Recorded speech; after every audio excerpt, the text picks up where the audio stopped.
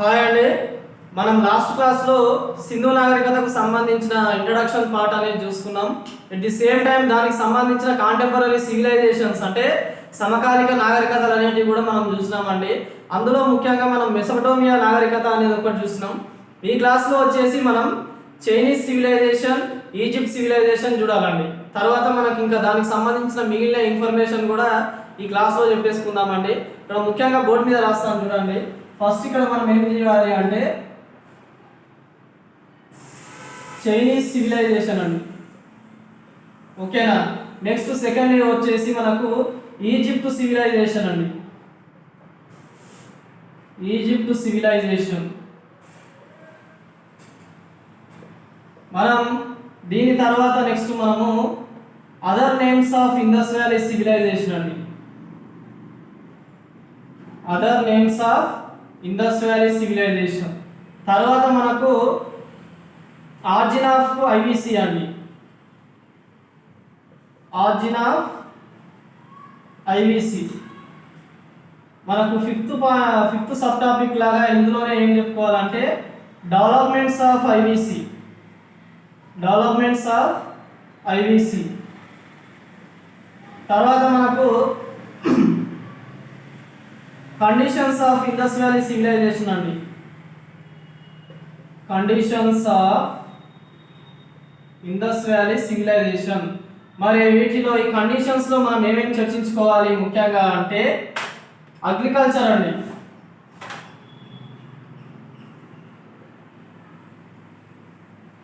Agriculture గురించి చూడాలా.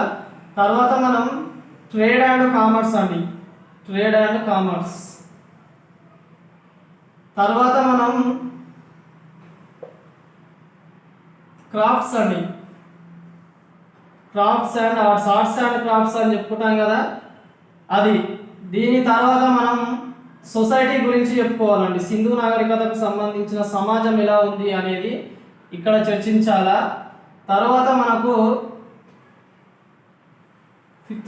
దీంట్లోనే ఫిఫ్త్ సబ్ టాపిక్ లాగా ఏం చెప్పుకోవాలండి అంటే ఇక్కడ మనం టౌన్ ప్లానింగ్ చెప్పుకోవాలండి. సింధు నాగరికతకు సంబంధించిన టౌన్ ప్లానింగ్ అనేది చెప్పేసుకోవాలా. ఇలా చెప్పేసుకున్న తర్వాత మనకి ఇక ఇందులోనే ఇంకా మనకు ఏం ఇంపార్టెంట్ ఉంటుంది అంటే causes for the decline of Indus valley civilization అంటే డిక్లైన్ ఆఫ్ ఐవిసి. దీంట్లో అంటే మనకు సింధు నాగరికత అంతరించిపోవడానికి కారణం. ఇంకా మనం దీంట్లోనే ఈ ఆర్జిన్లోనే మనం ఇంకా ఏం చెప్పుకోవాలండి అంటే బౌండరీస్ అండి. ఇక్కడ రాస్తాను చూడండి, బౌండరీస్ ఆఫ్ ఐవిసి. ఇది చెప్పేసుకుంటే మనకు సింధు నాగరికతకు సంబంధించిన టాపిక్ అనేది అయిపోతుందండి. ఇక్కడ నెక్స్ట్ మనం చూడండి ఒకసారి ముఖ్యంగా చైనీస్ సివిలైజేషన్ అండి. ఈ చైనీస్ సివిలైజేషన్ అంటే మనం చైనా నాగరికత లాగా చెప్పుకుంటాం.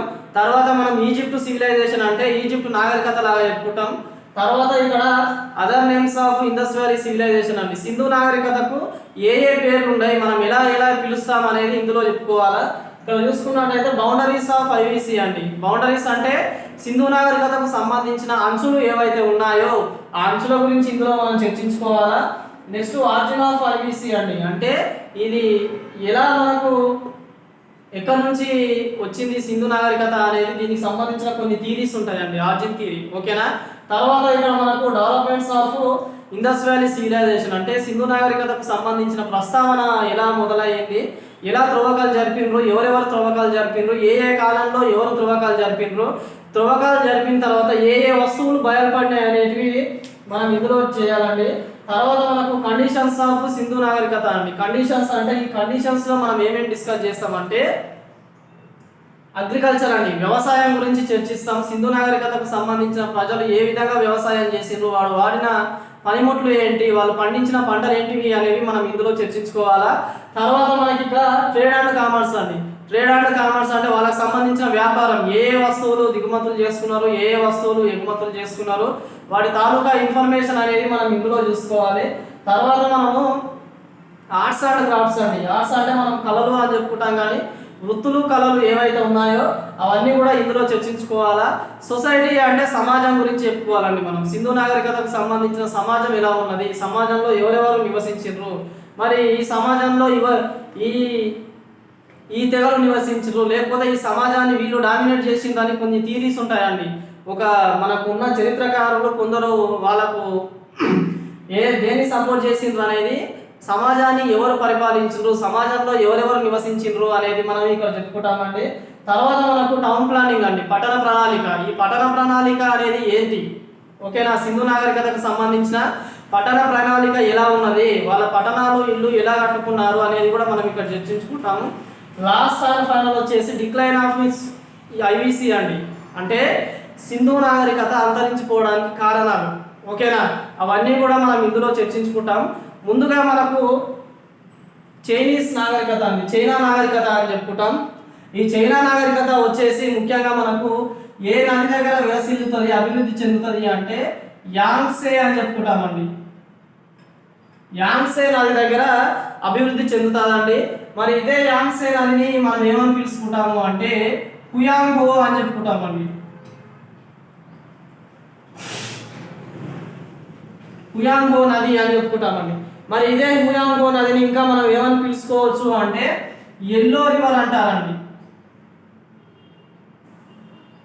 అంటే పసుపు నది అంటారు.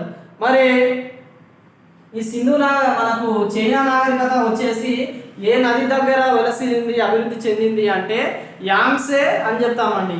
ఈ యాంగ్సే నదిని మనం ఇంకా ఏమని పిలుచుకుంటాము అంటే హుయాంగో నది అని చెప్పుకుంటామండి. మరి ఇదే హుయాంగో నదిని ఇంకా ఏమని పిలుస్తాము అంటే ఎల్లో రివర్ అని పిలుస్తారు. మరి ఇదే ఎల్లో రివర్ని మనం ఇంకా ఏమని పిలుచొచ్చండి అంటే ఇక్కడ చూడండి, సారో ఆఫ్ చైనా అని అనొచ్చండి, సారో ఆఫ్ చైనా, ఓకేనా. మరి సారో ఆఫ్ చైనా అని ఈ నదిని ఎందుకు అంటారా అంటే ఈ ఎల్లో రివర్ వల్ల వచ్చిన వరదలు, మనకు ఫ్లడ్స్ ఉంటాయి కదా, ఆ వరదల వల్ల ఏమవుతుందంటే చైనాకు సంబంధించిన ప్రజలు ఎవరైతే ఉంటారో వాళ్ళు బాగా ఇబ్బందులు పడడం జరుగుతుందండి. ప్రాణ నష్టం కానీ, జన నష్టం కానీ, ఇలాంటి ఆస్తి నష్టాలు కానీ ఎక్కువగా జరుగుతాయి చైనాలో. అందువల్ల మనం సారో ఆఫ్ చైనా అని చెప్పుకుంటాం ఈ ఎల్లో రివర్ని. తెలుగులో సారో ఆఫ్ చైనా అంటే మనకు చైనా దుఃఖదాయని అని చెప్పుకుంటామండి. మన దగ్గరకు వచ్చేసి ఈ దుఃఖదాయని విషయానికి వచ్చేస్తే మనకు బెంగాల్ దుఃఖదాయని వచ్చేసి దామోదర్ నది లాగా చెప్పుకుంటామండి. తర్వాత మనకు అస్సాం దుఃఖదాయని, సారో ఆఫ్ అస్సాం అని మనం బ్రహ్మపుత్ర లాగా చెప్పుకుంటాం. సారో ఆఫ్ బీహార్ వచ్చేసి మనం కోసి నది లాగా చెప్పుకుంటాం. అంతేనా, ఇవి యాడ్ చేసేసుకోండి ఇక్కడ మనకు. నెక్స్ట్ వచ్చేసి మరి ఇదే చైనా రివర్ మనకు చైనా నాగరికతను ఏమని పిలుచుకుంటాం మనం అంటే స్నో సివిలైజేషన్ అని పిలుస్తామండి.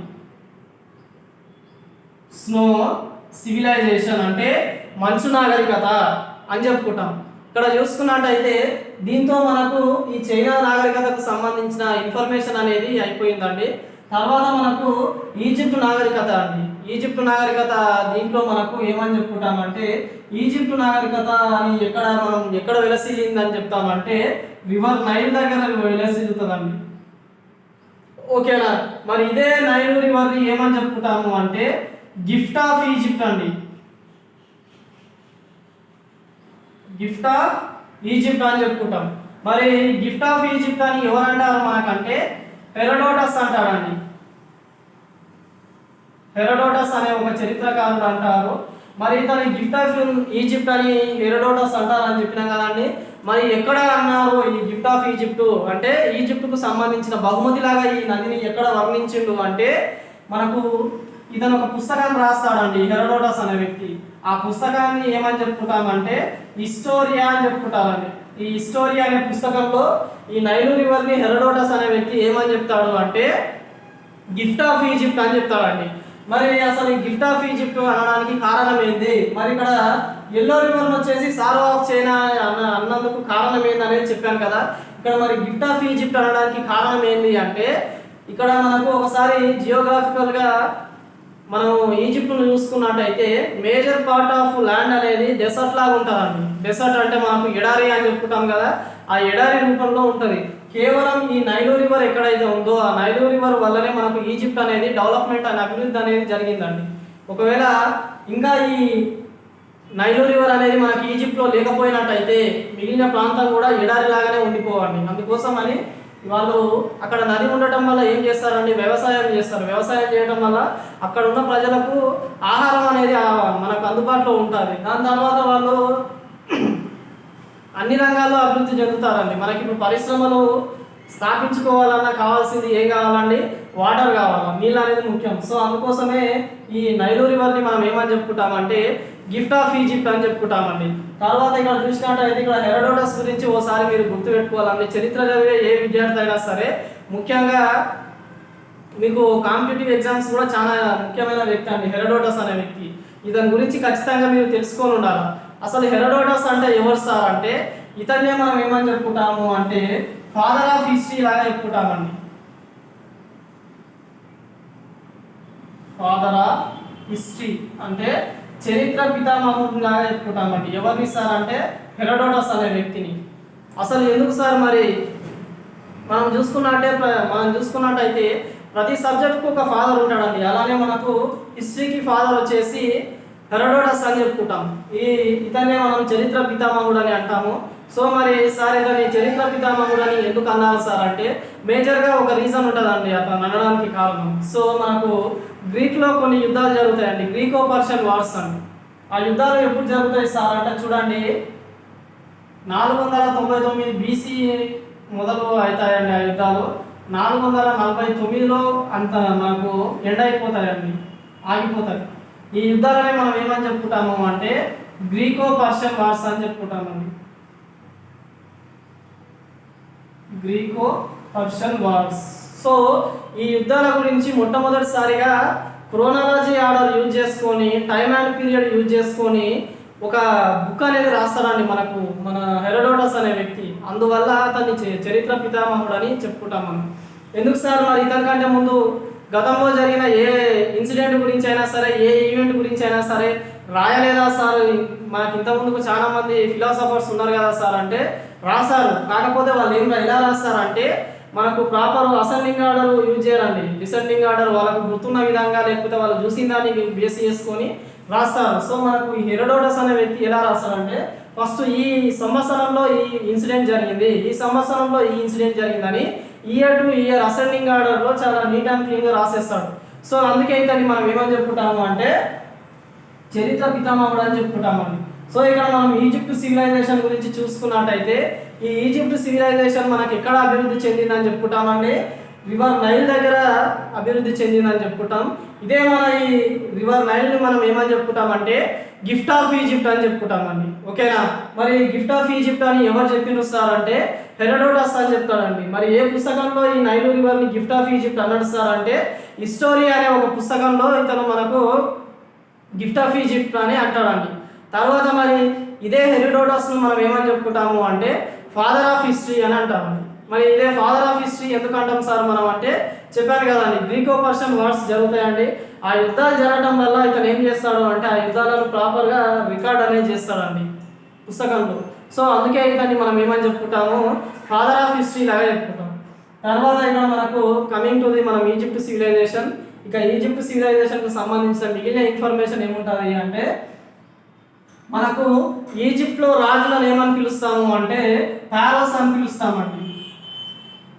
Pharaohs, the kings of Egypt should be called as a pharaohs అని చెప్పుకుంటామండి. ఇదే ఇక్కడ మనకు ఈజిప్ట్లో ఉన్న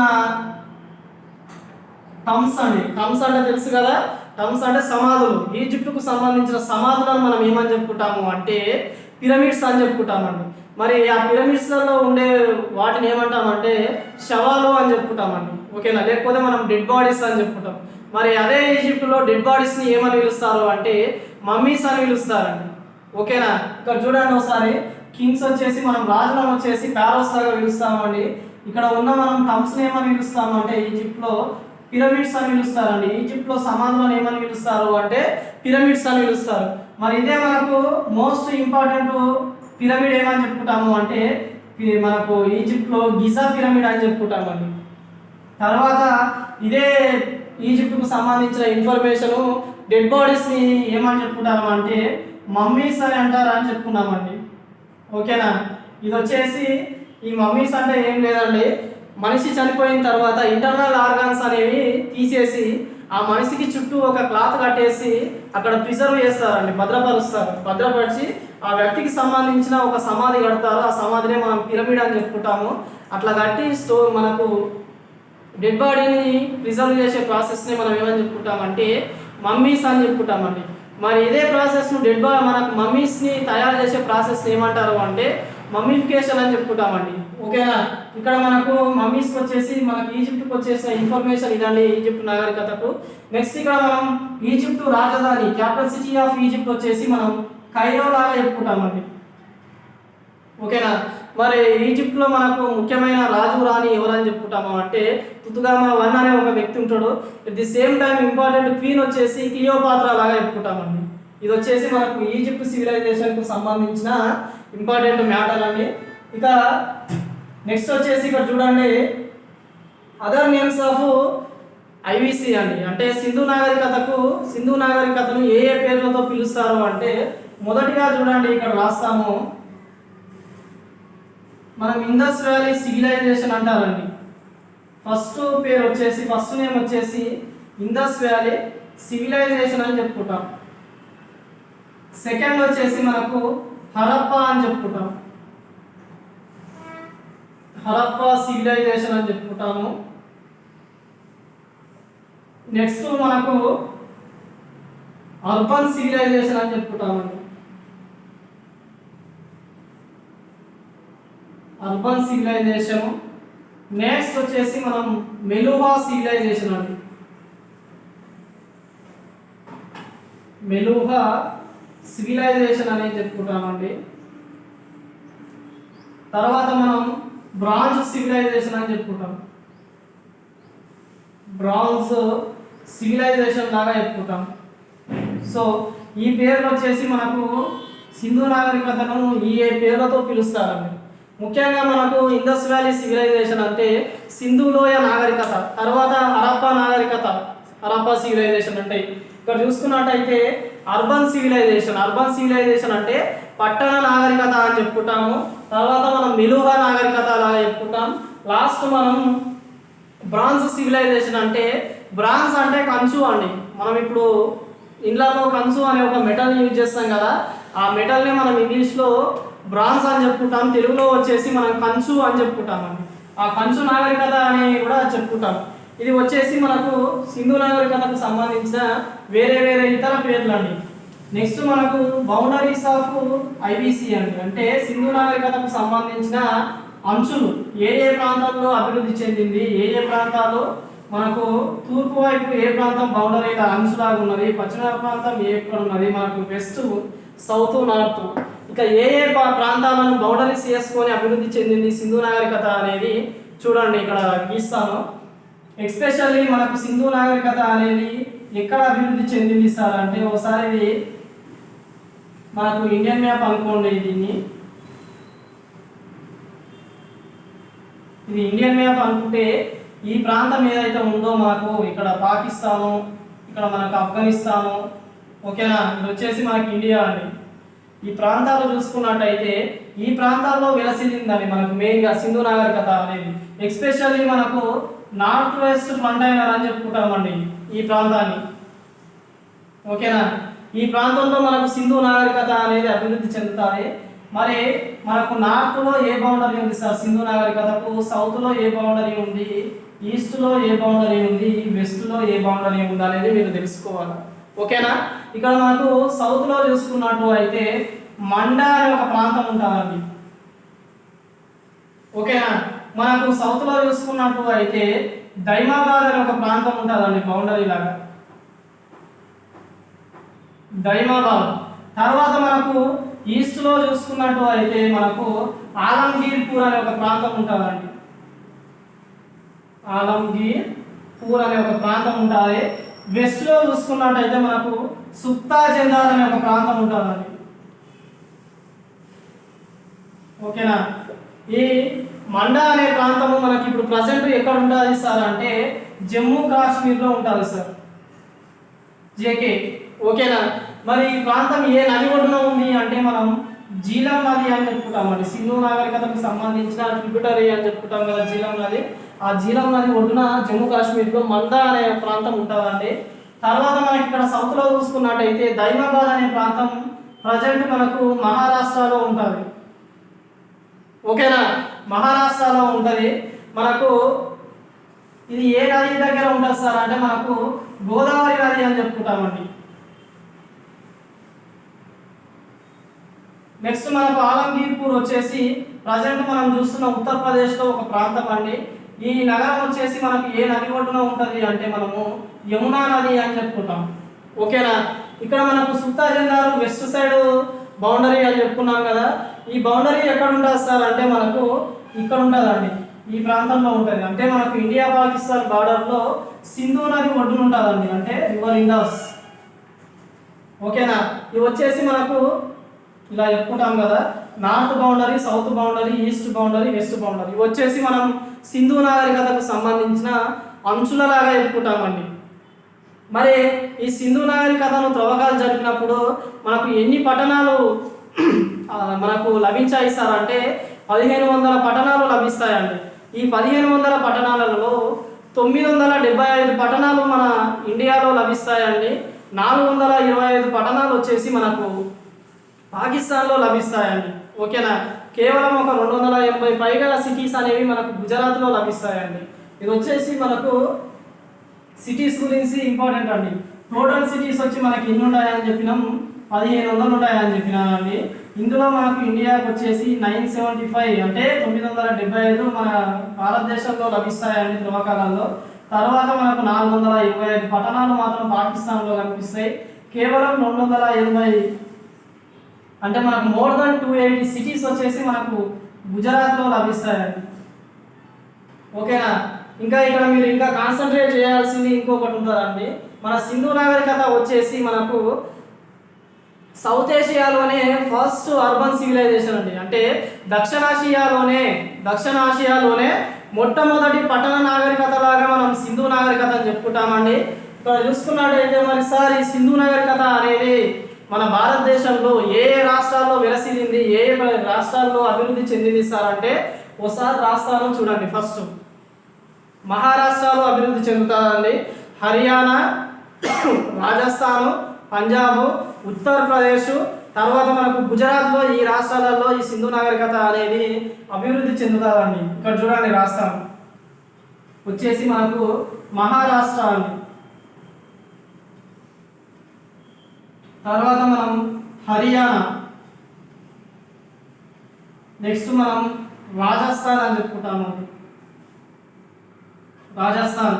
తర్వాత మనకు పంజాబ్ అండి, పంజాబ్. తర్వాత మనకు ఉత్తరప్రదేశ్ అండి. లాస్ట్లో వచ్చేసి మనకు గుజరాత్ అండి. ఈ రాష్ట్రాలలో మనకి సింధు నాగరికత అనేది అభివృద్ధి చెందుతుందండి. ఎక్కువగా మనం ఈ సిటీస్ మనకు ఈ సింధు నాగరికతకు సంబంధించిన పట్టణాలు అనేటివి మనకి ఎక్కడ లభించాయి సార్ అంటే గుజరాత్ అని చెప్పుకుంటాము. సో ఇది వచ్చేసి మనకు సింధు నాగరికతకు సంబంధించిన బౌండరీస్, ఎన్ని పట్టణాలు ఉన్నాయి, ఏ రాష్ట్రాలలో మన భారతదేశంలో అభివృద్ధి చెందింది సార్ అంటే మనం ఇన్ని రాష్ట్రాలాగా చెప్పుకుంటామండి. మొదటిది వచ్చేసి మనం మహారాష్ట్ర లాగా చెప్పుకుంటాం, హర్యానా, రాజస్థాన్, పంజాబ్, ఉత్తరప్రదేశ్, గుజరాత్ లాగా చెప్పుకుంటాం. ఓకేనా అండి. తర్వాత మనం developments of Indus valley civilization అనే టాపిక్ చర్చించుకోవాలా. ఈ డెవలప్మెంట్స్ అంటే ప్రస్తావన అండి. సింధు నాగరికతకు సంబంధించి మొట్టమొదటిసారిగా ఎవరు దీన్ని త్రవ్వకాలు జరిపిండ్రు, అసలు త్రవ్వకాలు జరపడానికి ఏ సిచ్యువేషన్స్ దారి తీసినాయి అనేవి మనం ఇక్కడనే చర్చించుకోవాలా. ఇక్కడ మనం ముఖ్యంగా చూసుకున్నట్టయితే 1826 అండి, క్రీస్తు శకం, లేకపోతే మనం ఏడీలాగా చెప్పుకుంటాం. ఓకేనా, 1826లో ఏమైతే సార్ అంటే చార్లెస్ మాసన్ అనే ఒక వ్యక్తి ఉంటాడండి. ఈ చార్లెస్ మాసన్ అనే వ్యక్తి ఏం చేస్తాడు అంటే ఇతను వచ్చేసి మన ఈ ఇంగ్లీష్ ఈస్ట్ ఇండియా కంపెనీకి సంబంధించిన ఒక సైనికుడు అండి. ఈ సైనికుడిని ఏం చేస్తారు అంటే మనకు ఈశాన్య భారతదేశం అని ఉంటుంది కదండి. ఈశాన్య భారతదేశం అంటే మీకు ఇంతకుముందుకే మ్యాప్ గీసినప్పుడు చూపించాము, ఇక్కడ గీస్తా చూడండి.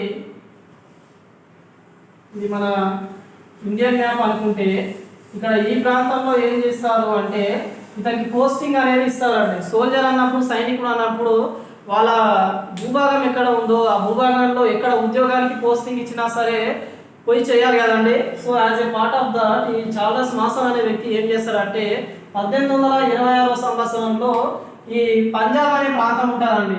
ఇక్కడ సార్ ఇక్కడ బయట ఎందుకు గీసిండు సార్ పంజాబ్ అంటే ఇక్కడ పాకిస్తాన్ ఉంటుంది కదా, పంజాబ్ అనే రాష్ట్రం మనకు ఇండియాలో ఉంటుంది, పాకిస్తాన్లో ఉంటుందండి. మనకు 1947 పార్టీషన్ అయ్యే టైంలో ఏమవుతుంది అంటే కొంత ప్రాంతం మన భారతదేశంలో ఉంటుంది, కొంత ప్రాంతం మనకు పాకిస్తాన్ వాళ్ళకి వెళ్ళిపోతుంది పంజాబ్ అనేది. సో అట్లనే ఇతను ఏం చేస్తారంటే పంజాబ్లో ఇతనికి పోస్టింగ్ ఇస్తారండి English east India company. So అతను డ్యూటీ చేసేటప్పుడు ఇక్కడ ఉన్న ప్రాంతాలలో తిరగడం జరుగుతుందండి. తిరిగినప్పుడు అతనికి ఏమవుతుందంటే సింధు నాగరికతకు సంబంధించిన కొన్ని వస్తువులు అనేవి అతనికి కనిపిస్తాయండి. అంటే ఇతను ఏమనుకుంటాడంటే మనం రాకముందుకు ఇక్కడ ఎవరో నివసించి ఉన్నారు, ఎవరో ఒక గొప్ప నాగరికత అనేది అభివృద్ధి చెందింది అని ఇతను ఏం చేస్తాడంటే పోయి బ్రిటిష్ ఈస్ట్ ఇండియా కంపెనీకి చెప్తారండి. ఇప్పుడు నేను డ్యూటీ చేసే ప్రాంతంలో ఏమైందంటే కొన్ని నాకు ఈ వస్తువులు దొరికాయి, సో అంటే ఇక్కడ వేరే ఒక మనం రాకముందుకు ఒక నాగరికత అనేది అభివృద్ధి చెందింది అని దీని గురించి మనం త్రవ్వకాలు జరపాలా, అక్కడ ఉన్న నాగరికతను బయటికి వెతికి తీయాలా అని మనకి ఈస్ట్ ఇండియా కంపెనీకి చెప్తే ఎవరు పట్టించుకోరండి.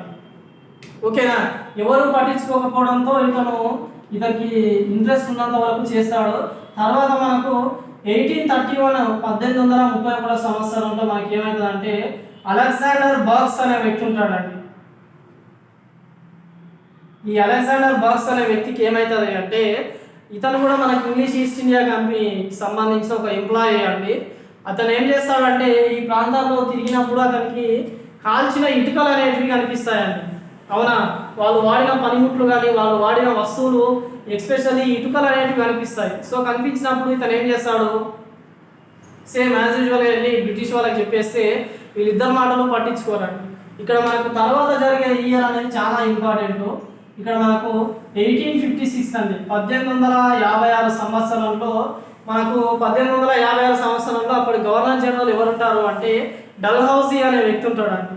అవునా, ఈ డల్హౌసీ అనే వ్యక్తి ఏం చేస్తాడు అంటే మనకు ఈ నార్త్ వెస్ట్ ఇండియాలో రైల్వే లైన్స్ నిర్మించాలని అనుకుంటాడండి.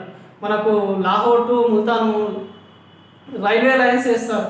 వేసినప్పుడు ఆ రైల్వే లైన్స్ వేసేటప్పుడు త్రవ్వకాలు జరుపుతారు కదండి, ఆ రైల్వే లైన్స్కి సంబంధించిన బీస్మెంట్ వేయడానికి వేసినప్పుడు అక్కడ ఏమవుతుందంటే ఇద్దరు ఇంజనీర్స్ ఉంటారండి. మన ఇంగ్లీష్ ఈస్ట్ ఇండియా కంపెనీకి సంబంధించిన ఇద్దరు ఇంజనీర్స్, జేమ్స్ అండ్ బటన్ అనే ఇద్దరు ఇంజనీర్స్ ఉంటారు.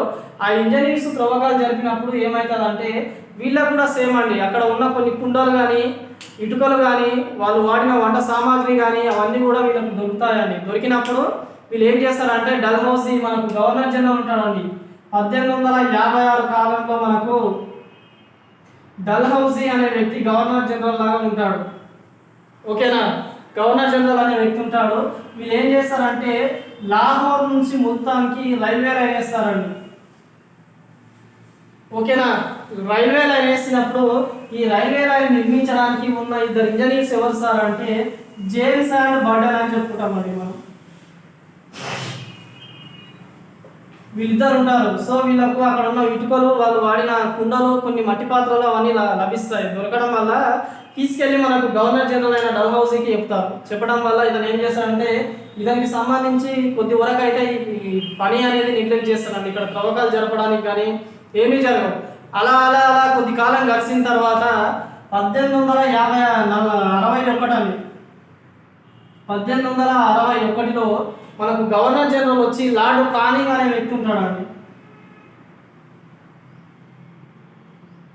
ఈ కాలంలో మనకు లార్డ్ కానింగ్ అనే వ్యక్తి గవర్నర్ జనరల్ ఉంటాడండి.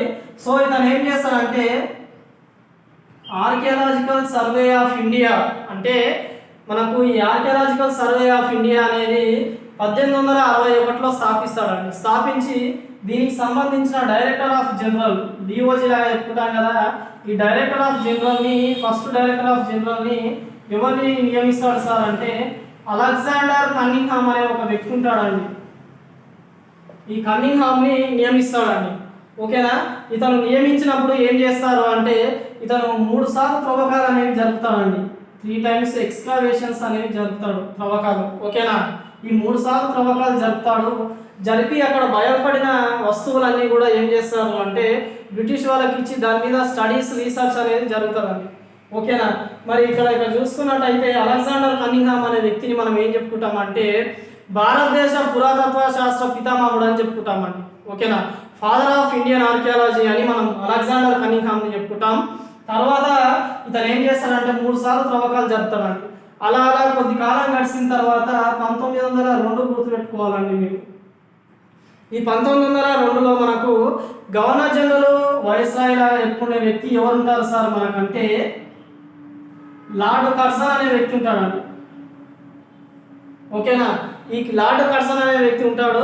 మరి డైరెక్టర్ ఆఫ్ జనరల్ డిఓజీ ఎవరు ఉంటారు సార్ మనకు ఆర్కియాలజికల్ సర్వే ఆఫ్ ఇండియాకు అంటే సర్ జాన్ మార్షల్ అనే వ్యక్తి ఉంటాడండి. సర్ జాన్ మార్షల్ అనే వ్యక్తి ఉంటాడు. సో ఇతను ఏం చేస్తాడు, సర్ జాన్ మార్షల్ అనే వ్యక్తి ఏం చేస్తాడు అంటే ఇక్కడ ఈ ఆర్కియాలజికల్ సర్వే ఆఫ్ ఇండియాలో చిన్న చిన్న గ్రూప్స్ లాగా డివైడ్ చేస్తాడండి. ఒక 50 మందిని తీసుకొని 50 మందిలో ఒక్కొక్క గ్రూప్కి ఒక వ్యక్తిని నాయకునిలాగా నియమించి తర్వాత ఆ గ్రూప్లో ఏం చేస్తారంటే ఒక్కొక్క గ్రూప్లో ఒక 15-20 మంది మెంబర్స్ ఉండేలాగా ఒక నాయకుని నియమించి అట్లా ఒక చిన్న చిన్న గ్రూప్స్ లాగా డివైడ్ చేసి సర్ జాన్ మార్షల్ ఏం చేస్తారంటే ఈ నార్త్ వెస్టర్న్ ఇండియా పాకిస్తాన్ ఏదైతే ఉందో ఆ ప్రాంతాలలో త్రవ్వకాలు అనేవి జరుపుతారండి. ఓకేనా, మరి అందులో ఆ త్రవ్వకాలు చిన్న చిన్న గ్రూపులాగా డివైడ్ చేసి త్రవ్వకాలు జరపడం వల్ల అందులో ఉన్న మొదటి గ్రూప్ ఎవరుంటారు సార్ అంటే మనకు దయారాం సహాని అనే ఒక వ్యక్తి ఉంటాడండి. అతనికి సంబంధించిన గ్రూపు 1921లో మనకు ఏం చేస్తారంటే హరప్పా అనే ఒక పట్టణాన్ని కనిపెడతారండి త్రవ్వకాలు జరిపి. ఓకేనా, అది మనం తర్వాత పట్టణాల గురించి సిటీస్ గురించి చర్చించుకునే ముందు చెప్పుకుందాము. ఇంకా మనకు లార్డ్ కర్జన్ అనే వ్యక్తి ఏం చేస్తాడు సార్ అంటే 1902లో ఇతను ఏం చేస్తాడంటే ప్రాచీన శిథిలాల పరిరక్షణ చట్టం అనేది ఒకటి తెస్తాడండి. ప్రొటెక్షన్ ఆఫ్ యాంటిక్విటీస్ యాక్ట్ అనేది తెస్తాడు. తెచ్చి దీని అసలు ప్రొటెక్షన్ ఆఫ్ యాంటిక్విటీస్ అంటే యాక్ట్ అంటే అర్థం ఏంటి సార్ అంటే ప్రాచీన శిథిలాలు ఏవైతే ఉంటాయో వాటికి రక్షణ కల్పిస్తారండి. అంటే మనకు చరిత్రకు సంబంధించిన అవశేషాలు ఏవైతే ఉంటాయో బిల్డింగ్స్ అయినా సరే, శాసనాలు అయినా సరే, కాయిన్స్ అయినా సరే ఈ ప్రాంతాల్లో ఉన్నాయి అంటే అక్కడికి వెళ్ళి త్రవ్వకాలు జరిపి అక్కడ బయలుపడిన ప్రాంతాలకు రక్షణ అనేది కల్పిస్తారండి. మనకు ఆర్కియాలజీ లేకపోతే ఆర్కియాలజికల్ సర్వే ఆఫ్ ఇండియా అని చెప్పుకుంటాం కదా, ఈ 2 ఆర్గనైజేషన్స్ ద్వారా దాన్నే మనం ఏమని చెప్పుకుంటామంటే ప్రొటెక్షన్ ఆఫ్ యాంటిక్విటీస్ యాక్ట్ అని చెప్పుకుంటామండి. దీంతో మనకు డెవలప్మెంట్స్ ఆఫ్ ఇండస్ట్రియల్ సివిలైజేషన్ అంటే సింధు నాగరికత ప్రస్తావన అనేది ఇలా వస్తుందండి. మొదటిగా ఫస్ట్ మనకు చార్లెస్ మాసన్ అనే వ్యక్తి 1826 సంవత్సరంలో దీనికి సంబంధించిన ఈ ప్రాంతంలో ఏదో ఒక పెద్ద నాగరికత అనేది అభివృద్ధి చెందింది అని చెప్తారు. అతని మాట ఎవరు పట్టించుకోరండి. తర్వాత మనకు 1831 సంవత్సరంలో జరుగుతుందండి. ఇతని పేరే అలెగ్జాండర్ బర్గ్స్ అని చెప్తారు. తర్వాత మనకు 1856 కాలంలో మనకు గవర్నర్ జనరల్ లార్డ్ డల్హౌసీ అనే వ్యక్తి ఉంటాడండి. ఈ డల్హౌసీ ఏం చేస్తారంటే మనకు నార్త్ వెస్టర్న్ ఇండియాలో రైల్వే లైన్స్ నిర్మిస్తారండి. ఓకేనా, మనకు రైల్వే లైన్స్ నిర్మించేటప్పుడు ఏమవుతుంది అక్కడ అంటే 2 ఇంజనీర్స్ ఉంటారండి ఈస్ట్ ఇండియాకు సంబంధించిన ఇంజనీర్స్. వాళ్ళని మనం జేమ్స్ అండ్ బర్డెన్ అని చెప్పుకుంటాము. వాళ్ళిద్దరూ ఏం చేస్తారు అక్కడ నిర్మించే కాలంలో కొన్ని తవ్వాల్సి వస్తుంది. ఆ తవ్వకాలలో వీళ్ళకి సింధు నాగరికతకు సంబంధించిన కొన్ని వస్తువులు బయలుపడటం వల్ల వీళ్ళు ఏం చేస్తారు అంటే 1861 కాలంలో మనకు ఆర్కియాలజికల్ సర్వే ఆఫ్ ఇండియా అనేది మనకు లార్డ్ కానింగ్ అనే వ్యక్తి ఏర్పాటు చేస్తారండి. మరి ఆర్కియాలజికల్ సర్వే ఆఫ్ ఇండియాకు మొట్టమొదటి డైరెక్టర్ ఆఫ్ జనరల్గా మనం అలెగ్జాండర్ కన్నింగ్హామ్గా చెప్పుకుంటాం. మరి ఇతనే ఏమేం చెప్తామంటే పురావస్తు శాస్త్ర పితామహునిలాగా చెప్పుకుంటామండి. ఫాదర్ ఆఫ్ ఆర్కియాలజీ లాగా చెప్పుకుంటాము. ఇతను వచ్చేసి 3 సార్లు ఈ ప్రాంతంలో త్రవ్వకాలు జరుపుతాడండి. ఎవరి సహాయం తీసుకుంటాడు సార్ అంటే ఈ జేమ్స్ అండ్ బర్డెన్ ఉన్నాడు కదండి, అలా ఇంజనీర్స్ సహాయం తీసుకొని చేస్తారు. తర్వాత మనకు 1902 సంవత్సరంలో మనకు గవర్నర్ జనరల్ వచ్చేసి లార్డ్ కర్జన్ అనే వ్యక్తి ఉంటాడు. ఇతను వచ్చేసి మనకు ప్రాచీన శిథిలాల పరిరక్షణ చట్టం అనేది చేస్తాడండి. దీన్నే మనం ప్రొటెక్షన్ ఆఫ్ యాంటిక్విటీస్ యాక్ట్ అని చెప్పుకుంటాం. ఇదే యాక్ట్లో మనకు ఈ టైంలో 1902 టైంలో ఏమవుతుంది అంటే మనకు డైరెక్టర్ ఆఫ్ జనరల్ లాగా సర్ జాన్ మార్షల్ అనే వ్యక్తి వస్తాడు. ఇతను ఏం చేస్తాడంటే ఈ ప్రాంతంలో నార్త్ వెస్టర్న్ ఇండియాలో ఏం చేస్తాడంటే చిన్న చిన్న గ్రూపుల్లాగా డివైడ్ చేసి అక్కడ త్రవ్వకాలు జరిపిస్తారండి. అలా త్రవ్వకాలు జరిపించిన ఒక గుంపు వ్యక్తి మనం దయారాం సహానీలాగా చెప్పుకుంటాం. మనకు 1921 సంవత్సరంలో మనకు హరప్పా అనే ప్రాంతాన్ని త్రవ్వకాలు జరుపుతాడండి. ఇది వచ్చేసి మనకు సింధు నాగరికతకు సంబంధించిన ప్రస్తావన ఎలా వచ్చింది, దాంట్లో అక్కడ మనకు త్రవ్వకాలు ఎలా జరిగాయి అనేది ఇక్కడ చూసుకుంటామండి. సో తర్వాత మనం చర్చించుకోబోయే టాపిక్ ఏదైతే ఉందో conditions of Indus valley civilization అండి. సింధు నాగరికతకు సంబంధించిన పరిస్థితులు. సార్ మన పరిస్థితులు ఏం పరిస్థితులు సార్ అంటే వ్యవసాయం ఎలా ఉన్నది, ఓకేనా, తర్వాత మనకు వ్యాపారం ఎలా ఉన్నది, వృత్తులు ఎలా ఉన్నాయి, సమాజం ఎలా ఉన్నది, వాళ్ళ పట్టణ ప్రణాళిక ఎలా ఉన్నది, సింధు నాగరికత అంతరించిపోవడానికి కారణాలు, ఓకేనా. ఇది చెప్పేసుకుంటే మనకు సింధు నాగరికత అనేది ఒక 90% అయిపోయినట్టే అండి. ఇండస్ వ్యాలీ సివిలైజేషన్ అనేది మనకు ఒక 90% అయిపోయినట్టే చెప్పుకుంటాం. ముఖ్యంగా వీళ్ళకి సంబంధించిన అగ్రికల్చర్ వ్యవసాయం గురించి చూద్దామండి.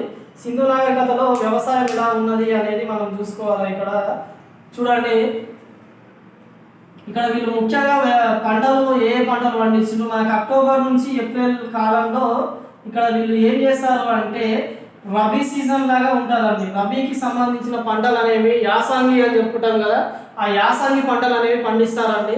ముఖ్యంగా వీళ్ళు పండించిన పంట ఏం తీస్తారంటే బార్లీ అండి.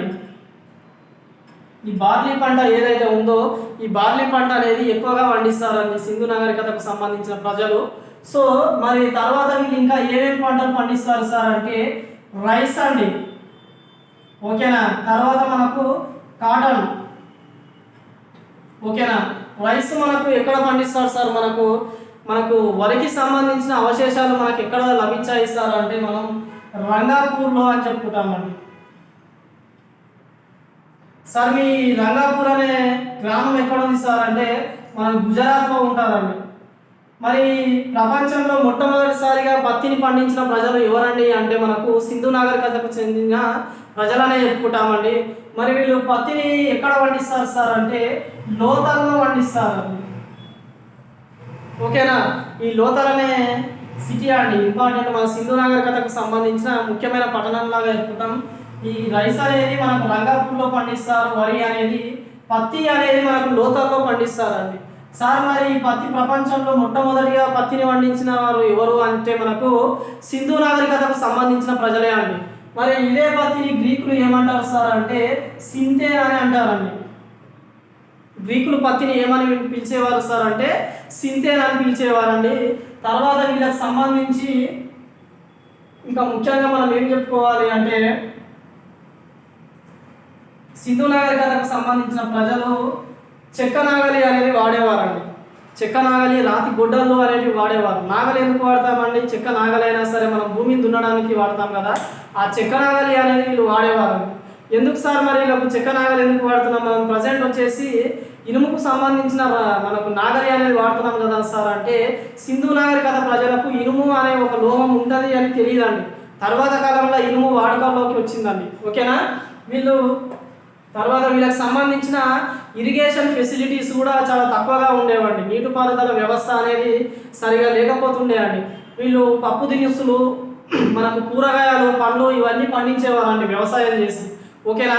ఎస్పెషల్లీ మనకు బనానా, డేట్స్, పైనాపిల్ అనే పండు వీళ్ళకి తెలియదండి, ఓకేనా. డేట్స్ కానీ, బనానా కానీ, పొమగ్రనేట్స్ ఈ పంటలు పండించేవాళ్ళండి, ఓకేనా. పప్పు, మనకు నువ్వులు, ఇవన్నీ మనకు కొన్ని స్పైసెస్ కూడా వీళ్ళు పండించేవారండి. సుగంధ ద్రవ్యాలు అని చెప్పుకుంటాం కదా, ఆ సుగంధ ద్రవ్యాలు కూడా వీళ్ళు వ్యవసాయం చేసి పండించేవారని చెప్పుకున్నామండి. తర్వాత మనకు వీళ్ళకి సంబంధించిన వ్యాపారం అండి, ట్రేడ్ అండ్ కామర్స్, వ్యాపారం అని చెప్పుకుంటాం కదా, వ్యాపారం లేకపోతే వర్తకం అని కూడా చెప్పుకుంటాం. వీళ్ళ వ్యాపారం అనేది 2 విధాలుగా ఉండేదండి.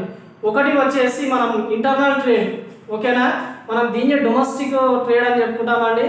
నెక్స్ట్ వచ్చేసి ఎక్స్టర్నల్ ట్రేడ్ అండి. ఎక్స్టర్నల్ ట్రేడ్ అంటే ఇంటర్నేషనల్ మనకు ట్రేడింగ్ అండి.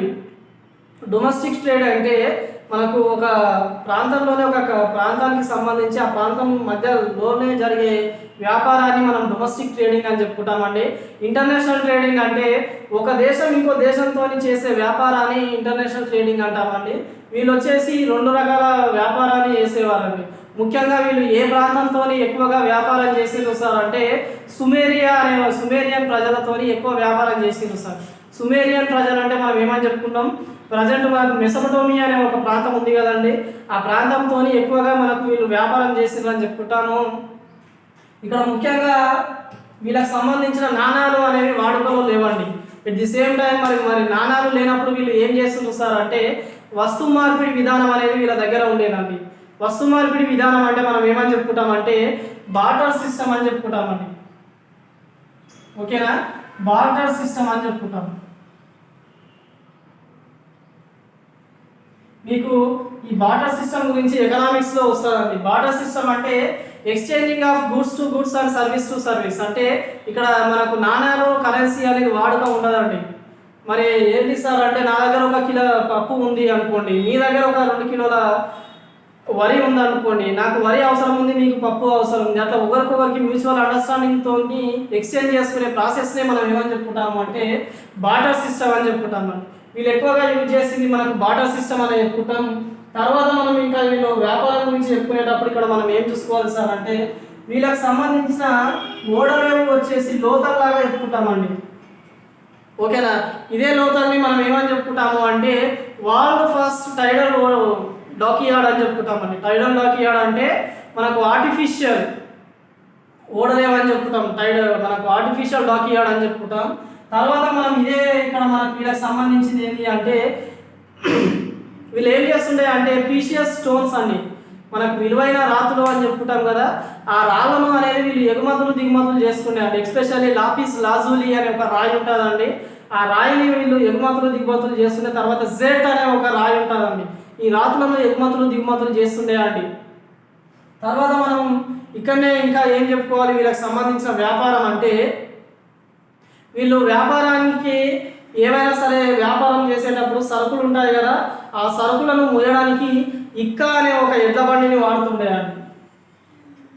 వీళ్ళు వాడే ఎడ్ల బండిని ఏమంటారు, సింధు ప్రజలు వాడే ఎడ్ల బండిని, వ్యాపారం కోసం సింధు ప్రజలు వాడే ఎడ్ల బండిని మనం ఏమని చెప్పుకుంటాము అంటే ఇక్కా అని చెప్పుకుంటాము. తర్వాత దీంతో మనకు వ్యాపారం గురించి అయిపోతుందంటే ఇక్కడ మనకు వృత్తులు అండి, క్రాఫ్ట్స్, ఆర్ట్స్ అండ్ క్రాఫ్ట్స్ అంటే వృత్తులు.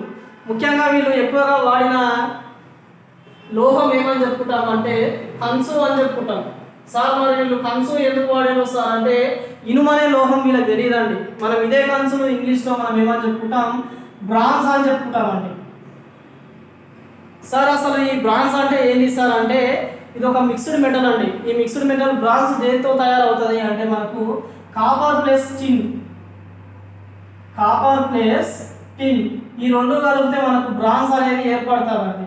తెలుగులో చెప్తాను వినండి, మనకు బ్రాన్స్ అంటే కంచు లాగా చెప్పుకుంటామండి. ఓకేనా, కాపర్ అంటే రాగి, నెక్స్ట్ టిన్ అంటే తగారం అండి. ఈ రాగి తగారాలను ఉపయోగించి వీళ్ళు కంచు అనే ఒక వస్తువును తయారు చేశారండి. ఎక్కువగా వీళ్ళు వాడిన వస్తువు అనేది మనం తగారం లాగా చెప్పుకుంటాము. ఎక్కువగా మనం సింధు నాగరిక ప్రజలు వీళ్ళు ఎక్కువగా ఏం చేస్తున్నాయి అంటే మనకు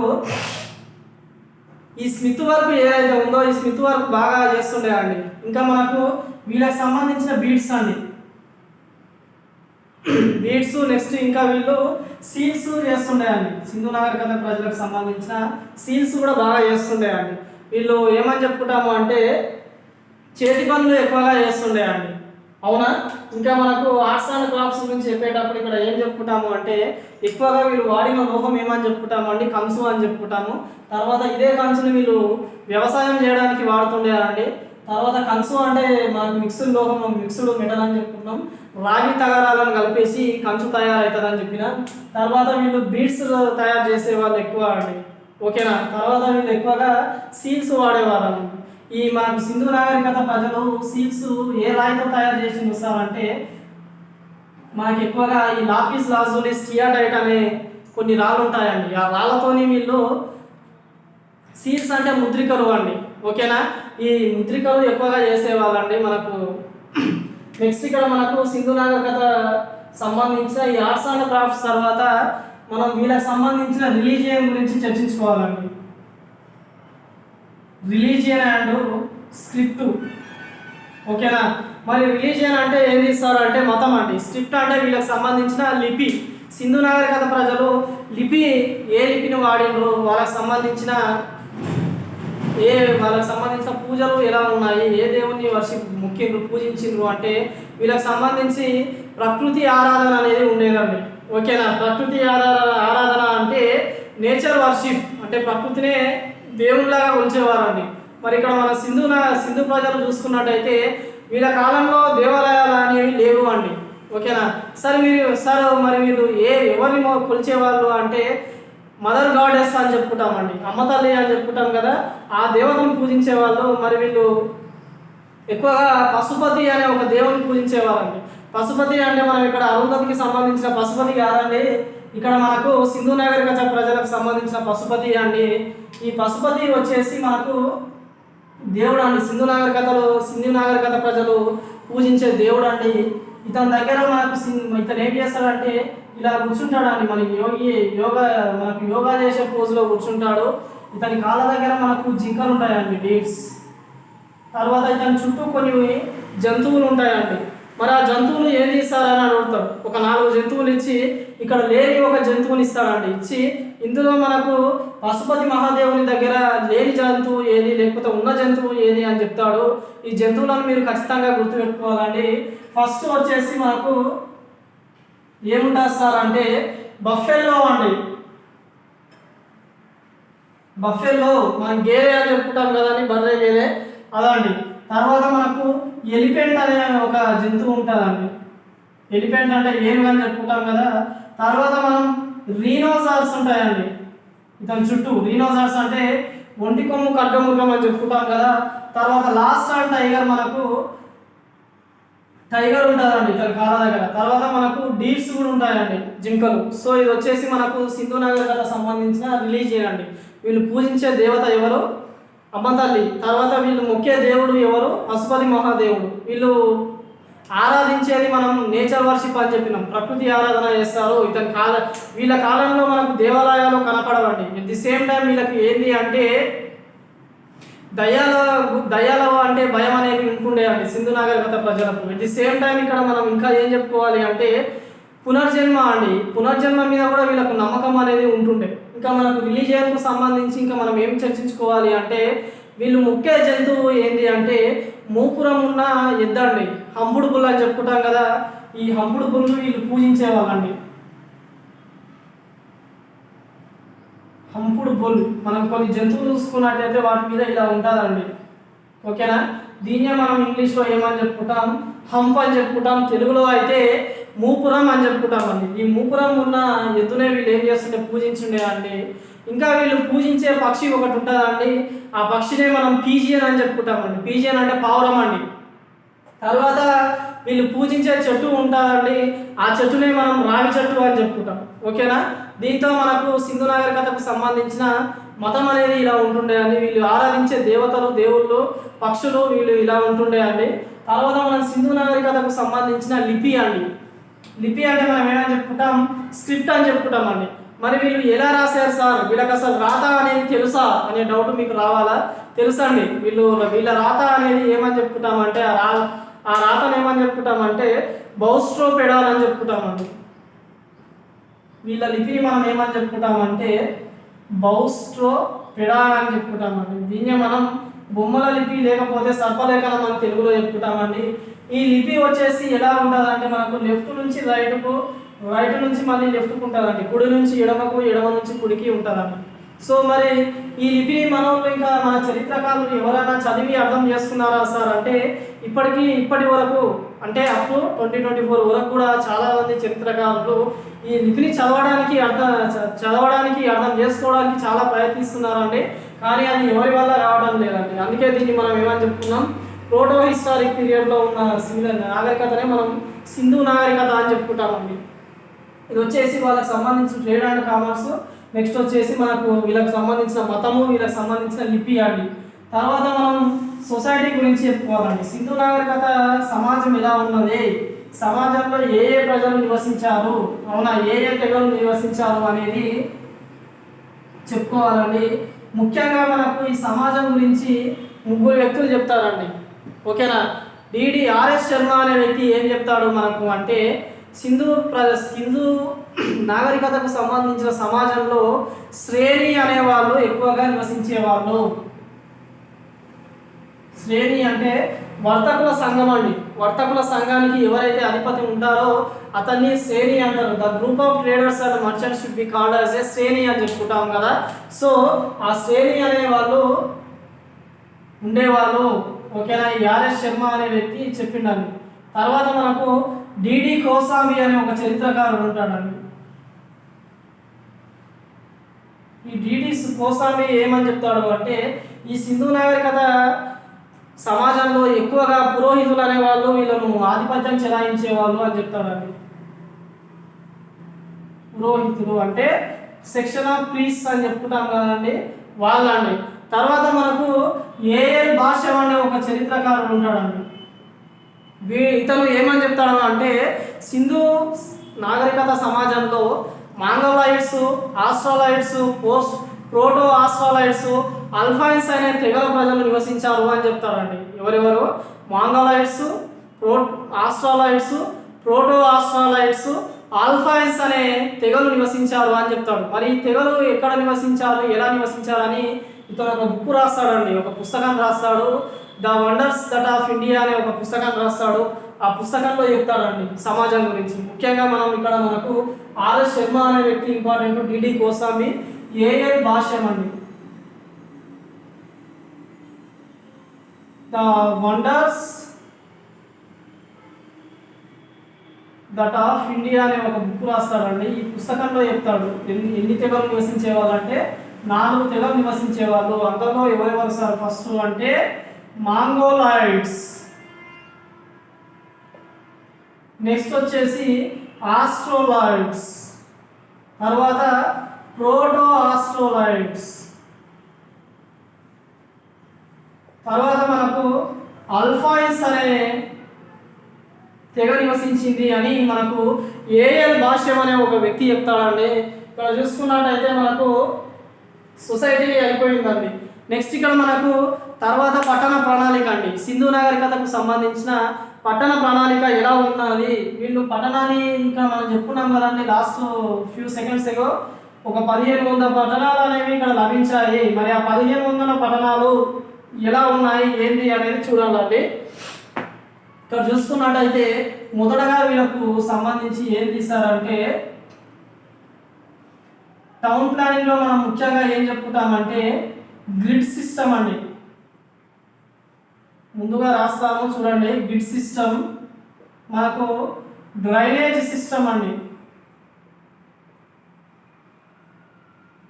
డ్రైనేజ్ సిస్టమ్, వీటి తర్వాత మనకు ముఖ్యంగా డ్రైనేజ్ సిస్టమ్ తర్వాత ఇంగ్లీష్ బాండింగ్ అనే ఒక ఉంటుందండి. English bonding. నెక్స్ట్ మనకు బ్రిక్స్ గురించి చెప్పుకోవాలండి. బ్రిక్స్ తర్వాత మనం స్ట్రీట్స్ ఎలా ఉన్నాయి, వీళ్ళ స్ట్రీట్స్. ఓకేనా. మరి తర్వాత మనం ఇంకా ఇక్కడ టౌన్ ప్లానింగ్ గురించి ఇంకా ఏమని చెప్పుకుంటాము అంటే, వీళ్ళకి సంబంధించిన హౌసెస్ అండి, ఇల్లు ఎలా ఉన్నాయి. ఓకేనా. మరి ఇక్కడ ముఖ్యంగా మనం ఇంకా ఏం చెప్పుకోవాలి? Grid system, drainage system, English bonding, bricks, streets and houses. తర్వాత ఇక్కడ మనకు ముఖ్యంగా ఇక్కడ మనకు లాస్ట్ అండ్ ఫైనల్ ఉంటుందండి. దీన్ని మనం స్ట్రీట్లో చెప్పేసుకుందాం. గ్రిడ్ సిస్టమ్ అనేది ఫాలో అవుతారండి. ఓకేనా. గ్రిడ్ సిస్టమ్ అంటే ఏం లేదండి, ఇలా ఒకే వరుసలో ఇల్లు నిర్మించుకోవడం అండి. ఈ లైన్ ఉంది కదండి, ఈ లైన్లో ఇల్లు నిర్మిస్తారండి. ఒకరి ఇల్లు తర్వాత ఇంకొకరి ఇల్లు, ఒకరి ఇల్లు తర్వాత ఒకరి ఇల్లు, ఇలా ఒకే వరుస క్రమంలో ఇల్లు అనేవి నిర్మిస్తారండి. అట్లా నిర్మించే సిస్టాన్ని మనం ఏమని చెప్పుకుంటామంటే గ్రిడ్ సిస్టమ్ అని చెప్పుకుంటామండి. మరి ఇదే గ్రిడ్ సిస్టమ్ గురించి మనకు సార్ జాన్ మార్షల్ ఏమని చెప్పాడు అంటే, సింధు నాగరికతకు సంబంధించిన పట్టణ ప్రణాళిక అనేది ఎలా ఉంది అంటే, ఇంగ్లాండ్లో ఉండే లాంగ్షైర్ అనే పట్టణ ప్రణాళిక అనేది మన సింధు నాగరికతలో చూడొచ్చు అని చెప్పిండండి. అంటే ఇంగ్లాండ్లో ఒక పట్టణం ఉంటుందండి, ఆ పట్టణాన్ని మనం లాంగ్షైర్ అని చెప్పుకుంటామండి. ఆ లాంగ్షైర్ పట్టణంలో పట్టణ ప్రణాళిక ఎలా ఉందో అలానే మనకు ఈ సింధు నాగరికత ప్రజలు కూడా అలానే వాడుతున్నారు, అదే పట్టణ ప్రణాళిక వాడుతున్నారని మనకు చెప్పిన వ్యక్తి ఎవరు సార్ అంటే సర్ జాన్ మార్షల్ అండి. Sir John Marshall. ఓకేనా. తర్వాత మనకు డ్రైనేజ్ సిస్టమ్ అండి. డ్రైనేజ్ సిస్టమ్ అంటే మనకు అండర్ గ్రౌండ్ డ్రైనేజ్ అండి, భూగర్భ మురికి కాలువ వ్యవస్థ అని చెప్పుకుంటాం. ఓకేనా. వీళ్ళు ఆ కాలంలోనే మనకు ఈ భూగర్భ మురికి కాలువ వ్యవస్థ అనేది వాడుకలోకి తీసుకొచ్చారండి. ప్రతి ఇంటికి మనకు ఒక బాత్రూమ్ అనేది ఉంటుండే అండి. ఆ బాత్రూమ్ నుంచి అండర్ గ్రౌండ్ వ్యవస్థ అనేది ఉంటుండే అండి. మనకు భూగర్భంలో ఈ డ్రైనేజ్ పైప్ లైన్స్ అన్ని వేసి ఆ వేస్టేజ్ అంతా వాళ్ళు చిన్న చిన్న పైపుల ద్వారా తీసుకొని అది లాస్ట్కి ఎక్కడ కలిపేస్తుండే అండి అంటే మనకు సింధు నది ఏదైతే ఉందో ఆ నదిలో కలిపేస్తుండే అండి. దాన్ని మనం ప్రజెంట్ ఇప్పుడు అండర్ గ్రౌండ్ డ్రైనేజ్ అనేది చాలా దగ్గర వాడతామండి. ఇప్పుడు మనం ప్రజెంట్ ఏదైతే వాడుతున్నామో అదే అండర్ గ్రౌండ్ డ్రైనేజ్ సిస్టమ్ అనేది వీళ్ళు ఇక్కడ వాడతారండి. తర్వాత మనకు ఇంగ్లీష్ బాండింగ్ అండి. ఈ ఇంగ్లీష్ బాండింగ్ అంటే మీకు చాలా వరకు తెలిసే ఉంటుంది, కానీ ఆ పద్ధతిని ఇంగ్లీష్ బాండింగ్ అంటారని మీకు తెలియదండి. ఇంగ్లీష్ బాండింగ్ అంటే ఏం లేదండి, ఇటుకలు ఉంటాయి కదా, ఆ ఇటుకలు ఏవైతే ఉన్నాయో ఆ ఇటుకలను ఒకదాని మీద ఒకటి ఇలా ఒకదాని మీద ఒకటి పెట్టి చేసే పద్ధతిని మనం ఏమని చెప్తామంటే ఒక ఇటుకను ఇంకొక ఇటుక మీద ఒకటి పెట్టి కట్టే పద్ధతిని మనం ఏమని చెప్పుకుంటామంటే ఇంగ్లీష్ బాండింగ్ అని చెప్పుకుంటామండి. ఇదే మనం ఏమని చెప్పుకుంటాం, మేస్త్రీ పని వీళ్ళు ఇల్లు కట్టే వాళ్ళు ఉంటారు కదండి, వాళ్ళు చేస్తారు. ఇక్కడ దీన్ని ఎందుకు సార్ ఇంగ్లీష్ బాండింగ్ అంటారు అంటే ఇలా రెండు ఇటుకలను పెట్టి ఈ రెండు ఇటుకలను కవర్ అయ్యేటట్టు ఒక ఇటుకను పెడతారండి.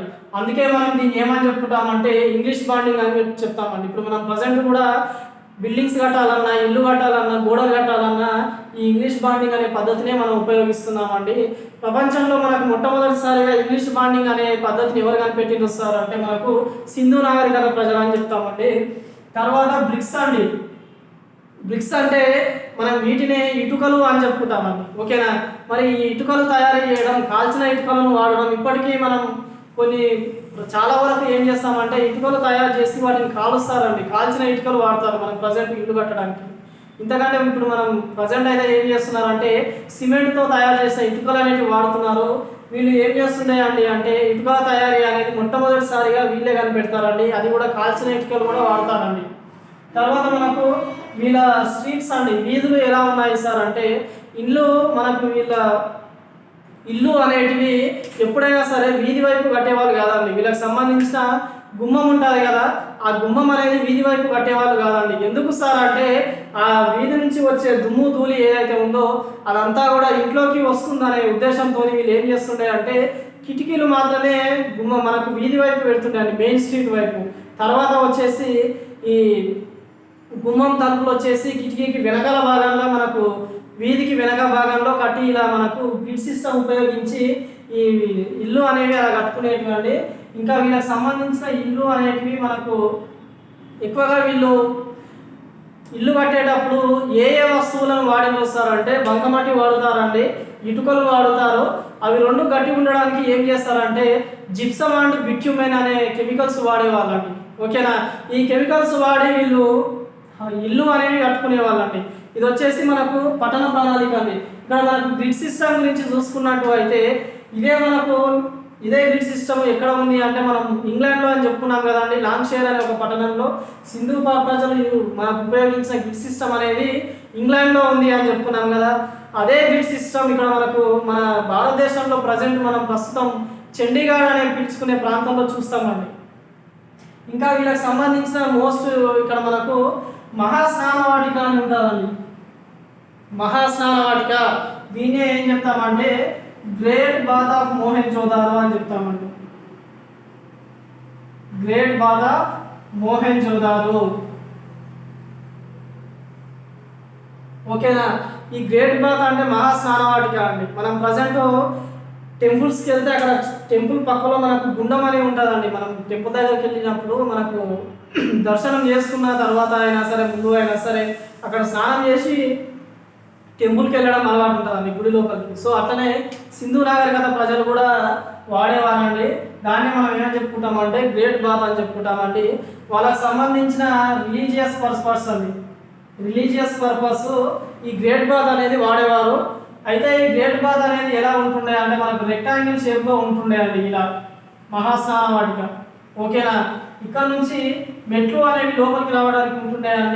ఇక్కడ నుంచి వచ్చేసి మెట్లు అనేవి లోపలికి రావడానికి, ఇక్కడ నుంచి బయటికి రావడానికి. సో ఇక్కడ నుంచి ఒక మనిషి స్నానం చేయడానికి ఇందులో స్నానం చేసి ఇంకా ఇక్కడ నుంచి బయటికి రావచ్చు అండి. ఈ మెట్ల నుంచి లోపలికి వెళ్ళి ఈ మెట్ల నుంచి బయటికి రావడానికి వీలుంటుంది. ఎట్ ది సేమ్ టైం ఈ మహాస్నానం వాటికి పక్కనే ఒక బావి ఉంటుందండి. ఆ బావి నుంచి ఒక పైప్ లైన్ ద్వారా ఇందులోకి నీళ్ళు అనేవి వస్తుంటాయి. ఓకేనా? మనం ప్రజెంట్ స్విమ్మింగ్ పూల్ అని చెప్పుకుంటాం కదా, ఆ మోడల్గా. సో ఈ బావిలో నుంచి నీళ్ళు అనేవి ఇందులోకి వస్తుంటాయండి. ఈ మనకు మతానికి సంబంధించిన స్నానాలు, మనకు సాక్రీడ్ బాత్స్ అని చెప్పుకుంటాం కదండి, పవిత్ర స్నానాలు అని చెప్పుకుంటాం కదా, ఆ పవిత్ర స్నానాలు చేయడానికి ఈ గ్రేట్ బాత్ అనేది యూజ్ చేస్తుండేయండి. ఇక్కడ వాటర్ అనేది ఇక్కడ వేస్ట్ అయిన తర్వాత ఇక్కడ బయటికి వెళ్ళడానికి ఇంకో పైప్ లైన్ ఉంటుండేయండి. అలా ఉంటుండే మహాస్నాన వాటికి అనేది. ఇది వచ్చేసి మనం టౌన్ ప్లానింగ్ లాగా చెప్పుకుంటామండి. సింధు నాగరికత ప్రజలకు సంబంధించిన పట్టణ ప్రణాళిక అని చెప్పుకుంటాము. తర్వాత మనకి ఇక్కడ లాస్ట్ అండ్ ఫైనల్గా సింధు నాగరికత గురించి ఇంతకాలం చెప్పుకున్నాం కదా సార్. ప్రస్తుతం ఆ సింధు నాగరికత ఉందా సార్ అంటే లేదనే చెప్పుకోవాలి మనం. అవునా? మన సింధు నాగరికతకు సంబంధించిన పతనం అనేది ఎక్కడ స్టార్ట్ అయింది, ఎప్పుడు స్టార్ట్ అయింది అంటే చూడండి. ఈ సింధు నాగరికతకు సంబంధించిన పతనం ఎప్పుడు స్టార్ట్ అయింది అని చెప్పుకుంటామంటే 1750 సంవత్సరంలో మొదలైందని చెప్పుకుంటామండి. అవునా? మనకి బీసీ అంటే నేను లాస్ట్ క్లాస్లో కూడా చెప్పానండి, మర్చిపోకండి, క్రీస్తు పూర్వం అని చెప్పాను. అవునా? ఇక్కడ చూసుకున్నట్టయితే మరి సింధు నాగరికత ఏదైతే ఉందో అంతరించిపోవడానికి కారణాలండి. అవునా? మనకు వివిధ చరిత్రకారులు వాళ్ళకి సంబంధించిన డిఫరెంట్ ఒపీనియన్స్ అనేవి ఇస్తారండి సింధు నాగరికత ఎలా అంతరించిపోయిందండి. అందులో మనం ముఖ్యంగా కొన్ని కారణాలు చూసుకున్నట్టు అయితే చూడండి. మొదటగా మనకు ఫ్లడ్స్ అండి, తర్వాత మనకు ఇన్వాజన్ ఆఫ్ ఆర్యన్స్,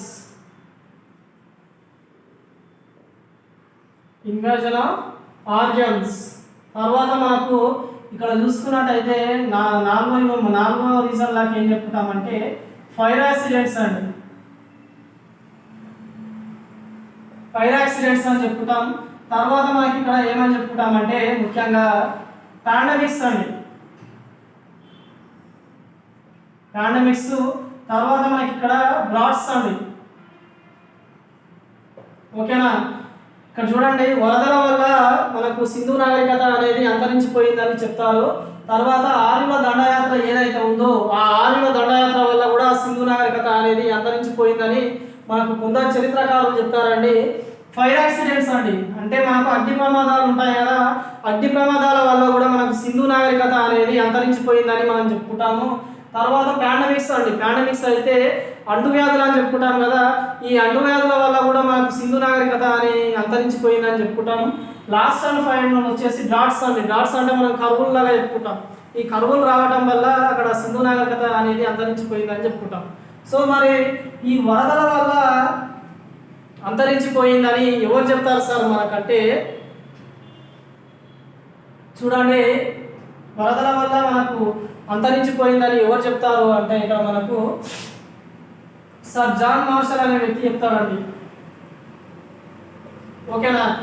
ఎస్ఆర్ రావు అనే వ్యక్తి చెప్తారండి.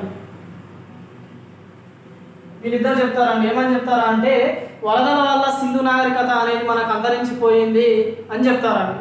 తర్వాత మరి మనకి ఇక్కడ చూసుకున్నట్టయితే హరప్ప అనే ఒక సిటీ ఉంటుందండి. ఈ హరప్ప అనేది మనకు 7 సార్లు వరదలకు గురవుతుందండి. అందువల్ల దాన్ని బేస్ చేసుకొని సింధు నాగరికతకు సంబంధించిన పట్టణాలు అనేటివి ఏమవుతాయి అంటే అంతరించిపోవడానికి మనకు వరదలు కూడా ఒక కారణం అని చెప్తారండి. తర్వాత ఇక్కడ అగ్ని ప్రమాదాలు మనకు ఇన్వాజన్ ఆఫ్ ఆరియన్స్ వచ్చేసి మనకు పిగాట్ అండ్ స్టూవర్ట్ అనే ఇద్దరు చరిత్రకారులు ఉంటారండి. పిగాట్ అండ్ స్టూవర్ట్ వీళ్ళిద్దరు ఏం చెప్తారు అంటే ఆర్యుల దండయాత్ర వల్ల మనకు సింధు నాగరికత అనేది అంతరించిపోయిందని చెప్తారండి. అంటే ఆర్యులు వేరే ప్రాంతం నుంచి వచ్చి సింధు నాగరికత ప్రాంతంలో ఎక్కడ సింధు నాగరికత ఎక్కడ అభివృద్ధి చెందిందో ఆ ప్రాంతంలో వాళ్ళతో యుద్ధాలు చేసి వాళ్ళని ఓడించడం వల్ల మనకి సింధు నాగరికత అనేది అంతరించిపోయిందని చెప్తారండి. ఎవరెవరు చెప్తారు మనకంటే పిగాట్ అండ్ స్టూవర్ట్ అనే ఇద్దరు చరిత్రకారులు ఈ థియరీ చెప్తారండి. ఓకేనా. మరి ఇక్కడ చూసుకున్నట్టయితే ఫైర్ యాక్సిడెంట్స్ అంటే మనం ఏమని చెప్పుకుంటాము, అగ్ని ప్రమాదాలు. మరి ఈ ఫైర్ యాక్సిడెంట్స్ వల్లనే మనకు సింధు నాగరికత అనేది అంతరించిపోయిందని ఎవరు చెప్పి చూస్తారంటే, అసలు ఎట్లా బేస్ చేసుకొని చెప్పి చూస్తారంటే, మనకు కోట్ బీజీ అనే ఒక ప్రాంతం ఉంటుందండి, సింధు నాగరికతకు సంబంధించిన ముఖ్యమైన ఒక ప్రాంతం. ఆ ప్రాంతం ఏమవుతుంది అంటే మనకు అగ్ని ప్రమాదాలు జరిగి అంతరించిపోతారండి. అందువల్లనే వీళ్ళు మనకు హిస్టారియన్స్ ఏమని చెప్తారు అంటే, అగ్ని ప్రమాదాలు కూడా ఒక కారణం కావచ్చు సింధు నాగరికత అంతరించిపోవడానికి అని చెప్తారండి. తర్వాత పాండమిక్స్ అంటే అంటువ్యాధులు. ఈ అంటువ్యాధులు అక్కడ సింధు నాగరికత పట్టణాలలో విపరీతమైన అంటువ్యాధులు అనేవి రావటం వల్ల ఆ నాగరికత అనేది పోయింది, అంటే అంతరించిపోయింది అని మనకు కేవీఆర్ కెనడీ అనే ఒక చరిత్రకారుడు చెప్తారండి. ఓకేనా. తర్వాత మనకు కరువుల వల్ల కూడా సింధు నాగరికత అనేది అంతరించిపోయిందని చెప్తారండి. సో ఇక్కడ మనకు దీంతో మనం ఇది వచ్చేసి మనకు సింధు నాగరికత అంతరించిపోవడానికి కారణాలండి. ఓకేనా. మరి సింధు నాగరికత ఆవిర్భవించడానికి మనం కొన్ని థియరీస్ ఉంటాయని చెప్పుకున్నాం కదండి. అందులో ఒక 3 థియరీస్ ఉంటాయి ముఖ్యంగా. చూడండి, ఫస్ట్ ఏంటి అంటే మనకు స్వదేశీ ఆవిర్భావం అండి. తర్వాత మనకు సుమేరియన్ ఆరిజిన్ థియరీ అండి.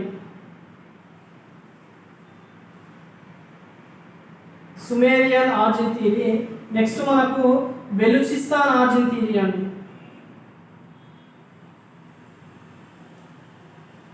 ఈ 3 ఇంపార్టెంట్గా చెప్పుకుంటామండి. చాలా ఉన్నాయి, కాకపోతే ఇక్కడ మనకు ఈ సందర్భానికి మాత్రం ఈ 3 ఇంపార్టెంట్ అండి. ఇక్కడ ఫ్లోలో ఏమైందంటే చెప్తూ ఈ ఆరిజిన్ థియరీ అనేది మిస్ చేశాను నేను. సో అది ఇక్కడ ఎక్స్ప్లెయిన్ చేస్తా చూడండి. లాస్ట్లో స్వదేశీ ఆవిర్భావం అంటే ఈ ఆరిజిన్ థియరీస్ అంటే ఈ సింధు నాగరికత అనేది ఎలా ఆవిర్భవించిందండి. అంటే సింధు నాగరికత అనేది మన భారతదేశానికి సంబంధించిన నాగరికతనా, లేకపోతే వేరే దేశాల నుంచి మన భారతదేశానికి వచ్చిన నాగరికతనా అనేది ఇక్కడ వీళ్ళు మనకు క్లారిటీ అనేది ఇస్తారండి. ముఖ్యంగా స్వదేశీ సిద్ధాంతం అంటే sir John Marshall, Gordon Childe, మనకు పిగాట్ స్టూవర్ట్ అనే కొందరు మనకు చరిత్రకారులు, ఎన్జి మజుందార్ అనే చరిత్రకారులు ఏం చెప్తారంటే సింధు నాగరికత అనేది స్వదేశీ సిద్ధాంతం ద్వారా ఆవిర్భవించింది. అంటే మన భారతదేశానికి సంబంధించిన సిద్ధాంతమే, మన భారతదేశానికి సంబంధించిన నాగరికతనే, ఎక్కడి నుంచో వేరే దేశం నుంచి వచ్చిన నాగరికత కాదు అని మనకు చెప్పిన వాళ్ళు ఎవరని చెప్పినాం, మనకు సర్ జాన్ మార్షల్ అండి. సర్ జాన్ మార్షల్ అని చెప్పుకుంటాము. నెక్స్ట్ మనకు గార్డెన్ చైల్డ్ అనే ఒక చరిత్రకారుడు ఉంటాడండి. తర్వాత మనకు ఎన్జి మజుందార్ అనే ఒక చరిత్రకారులు, వీళ్ళందరూ వచ్చేసి స్వదేశీ సిద్ధాంతాన్ని బలపరుస్తారండి. తర్వాత మనకు సుమేరియన్ సిద్ధాంతాన్ని ఎవరు బలపరుస్తారంటే మార్టిమర్ వీలర్ అనే ఒక వ్యక్తి ఉంటాడండి. మార్టిమర్ వీలర్ అనే వ్యక్తి ఏమని చేస్తాడంటే సింధు నాగరికత అనేది భారతదేశానికి సంబంధించింది కాదు, మనకు మెసొపటోమియా నుంచి వచ్చిన నాగరికత అని చెప్తాడండి. ఇలా చెప్పిన చరిత్రకారుడు మనకి ఎవరంటే మార్టిమర్ వీలర్ అండి. మార్టిమర్ వీలర్ అని చెప్తారు. ఓకేనా. తర్వాత మనకు ఇదే ఇక్కడ బెలూచిస్తాన్ ఆరిజిన్ థియరీ అండి. మనకు ప్రొఫెసర్ రఫీక్ మొఘల్ అనే ఒక వ్యక్తి ఉంటాడండి. సరేనా. ప్రొఫెసర్ రఫీక్ మొఘల్ అనే ఒక చరిత్రకారుడు ఉంటాడండి.